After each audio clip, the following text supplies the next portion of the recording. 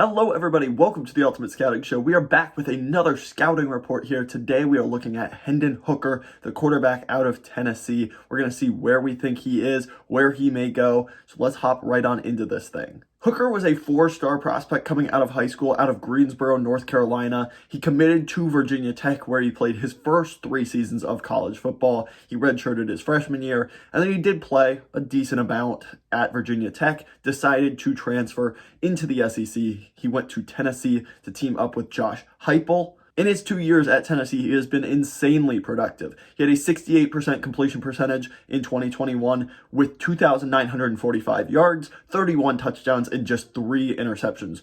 After that, he built on it in a really successful way in 2022. He had a 69.6 completion percentage. He had 3,135 yards, 27 touchdowns, and just 2 interceptions before tearing his ACL against South Carolina just a few weeks ago. So that is some background information on Hendon Hooker. We're going to look at the strengths and the weaknesses of what he is as a prospect now. One thing that I did really like with Hendon Hooker is his accuracy. There's obviously some misfires, no doubt about it. There's a couple of deep balls that he missed on when he really shouldn't have.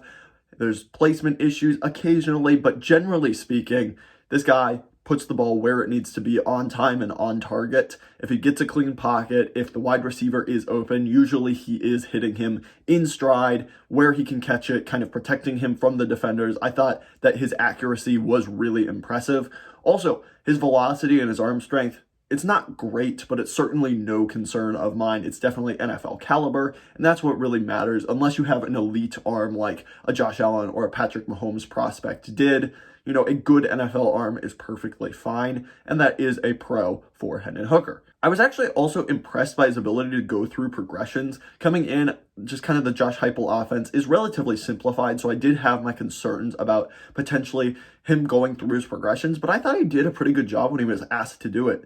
There were definitely some times that he locked onto a read or that he just kind of threw it because that's how the scheme was developed, but I did think that there was multiple times on tape where he would go through his progressions, hit his check down. If it wasn't there, he wouldn't force it. He would, take off with the ball. And I think that actually really impressed me, his ability to go through progressions, understand the leverages of the defenders, what kind of coverage people were playing against him, and being able to make the right read and the right throw in that situation. I thought he did a very good job of that at Tennessee. Also, the most notable thing about Hendon Hooker is his mobility, his rushing attack. He's so good at reading the blockers in front of him. I was really impressed by that aspect of his running game. He is elusive in open space, and he can make people miss.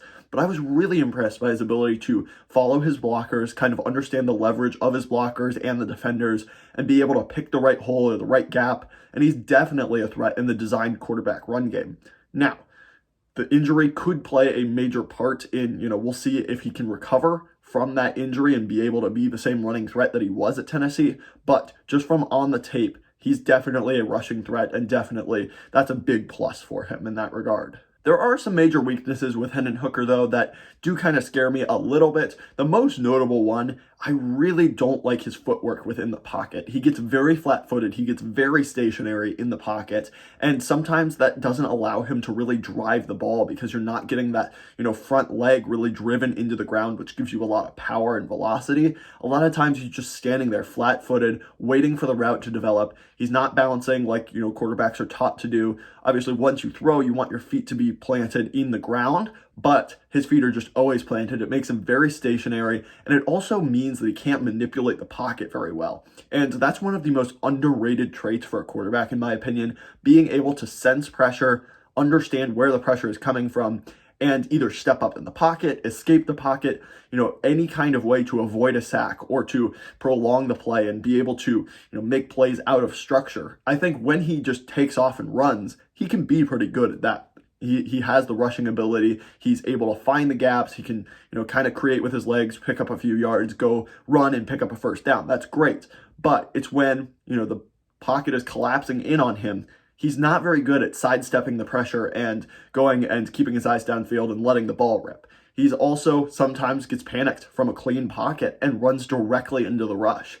You can see that on this play here. Just a really bad play for him where he just runs directly into the defense with a clean pocket in front of him. So definitely some issues in that regard when it comes to his kind of awareness of blitzers and his ability to manipulate a pocket to best benefit his offense. I also think that while his progressions are good, sometimes his decision making isn't the best. He can trust his arm a bit too much, and it puts him in some interesting situations. Now, he only had 5 interceptions in his 2 seasons at Tennessee. This is not a big concern by any means because he really doesn't turn the ball over too much, but there are some plays that he just doesn't make the right read necessarily. He's just throwing it into really tight coverage, and it can be very problematic for him. So I just want to see him continuing to trust his eyes because he is pretty good going through those progressions. He can't just blindly throw it because, that's where the scheme tells him to throw it. You got to understand that sometimes the defense has the right coverage called against that play, and you've got to make things happen off script. Like I said, he's really good at running once he gets outside the pocket, so he has the ability to be really successful off script. Just got to keep those eyes downfield and know when the play's not there and not force it. And then the 2 biggest issues that Hendon Hooker has is not necessarily at all with his play. It's the injury, which we talked about a little bit before. He tore his ACL in his left knee just a few weeks ago, which means that he's probably going to miss a decent bit of his rookie season, if not all of it.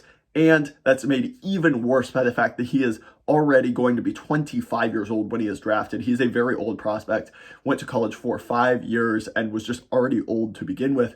So that's problematic because for an NFL team that's going to be drafting Hendon Hooker in probably the first 3 rounds of the NFL draft, you're looking to make him your franchise level quarterback. Now, that wouldn't be a problem, but he's going to be 26 years old probably by the time he's able to see the field in a healthy manner. That could potentially be an issue for a lot of NFL teams. That is a big red flag that, by the time that you get a second contract, you may be 30 years old already. And a lot of these teams want to build around these quarterbacks long-term, obviously. If you're taking him to be a franchise quarterback, he's going to be a long-term project for you. And if you're only going to get, potentially 10 good years out of him at best, that's something that is going to detract from him. While, you can go and get a 21-year-old quarterback. So it's going to be very interesting to see where Hendon Hooker ends up. As far as my final grade goes for Hendon Hooker, I have him as a late 3rd rounder, a 73.21 on my grading scale. He graded out as a late 2nd rounder due to just a tape grade, but because of those red flags we mentioned, with the age and with the injury, I do think that pushes him down a full round. I do like him. He's a very good person, a very good leader from everything I can read, but I do think that there are some issues with him when it comes to his pocket awareness, and then obviously his decision-making, his injury history, and his age. So that's going to kind of culminate in that final grade of a late 3rd round prospect for me. I like what he does. I think he has some upside, but it's just kind of limited because of his age. That's going to do it for my Hendon Hooker scouting report. Hoping to put out a lot more of these. If you haven't seen it already, I have a Will Anderson scouting report up and planning to do a lot more. So please hit that subscribe button down below. Hit that like button as well. That helps me out a lot. Thank you so much for watching. Have a great rest of your day. Thanks. Bye.